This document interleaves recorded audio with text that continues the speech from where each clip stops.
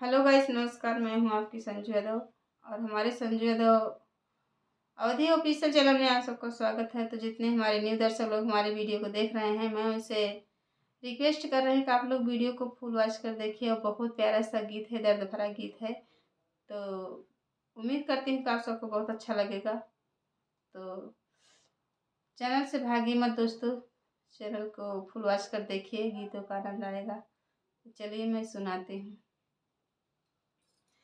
अपने ही पापा जी का एक ही रानियावा सपना सजवेली हजार रे ललनावा। सपना सजवेली हजार रे ललनावा। मचिया बैठया पापा कवन राम बेटी और जली है ठहरे ललनावा।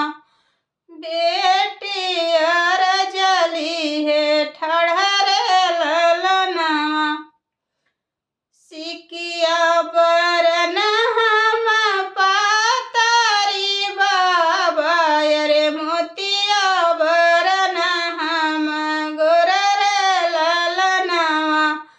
मोतिया बरन हम गोर रे ललनावा।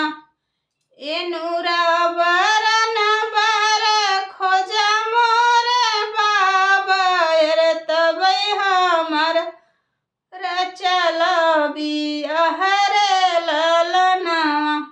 तबै हमर रचल बियाह रे ललनावा। इतने बचन पापा सुनहि न पावै रे उलटी के दिहले जवाब रे ललनावा। उलटी के दिहले जवाब रे ललनावा। हे रे उमई काशी बेटी, हे रे उमई बनारस, हेरियायऊ देशवा के ओर रे ललनावा रे। हेरियायऊ देशवा के ओर रे ललनावा। एनुरा बरन बर नहीं पाए बेटी रे अब तू रह तू कुंवर रे ललनावा। अब तू रह तू कुमार रे ललनावा।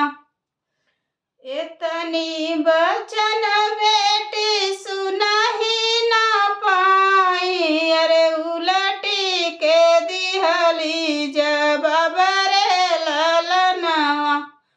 उलटी के दिहली जवाब रे ललनावा।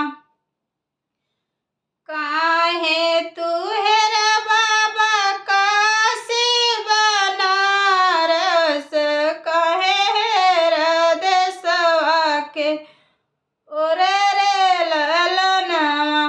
काहे हेरा देशवा के ओर रे ललनावा। चारी पर भुइया नहीं खोज बाबा रे राजा जनक कदुअर रे ललनावा। राजा जनक कदुअर रे ललनावा। राजा जनक जी के चरठ बेटउआ रे चरही में एक कुंवर रे ललनावा। चरही में एक कुंवर रे ललनावा। चारी मोहर बाबा तिलक चढ़ाया रे सोनावन कदी है हमई थार रे ललनावा। सोनावन कदी है तू थार रे ललनावा। तब ही तर चला बियाह रे ललनावा। तबै मोर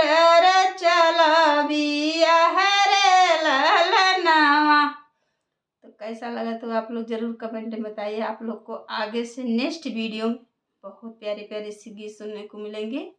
तो चलिए मैं नेक्स्ट वीडियो में मिलती हूँ।